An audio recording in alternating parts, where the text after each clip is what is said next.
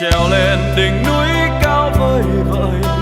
để ta khắc tên mình trên đời. Dù ta biết gian nan đang chờ đón và trái tim vẫn âm thầm, ta bước đi hướng tới một vì sao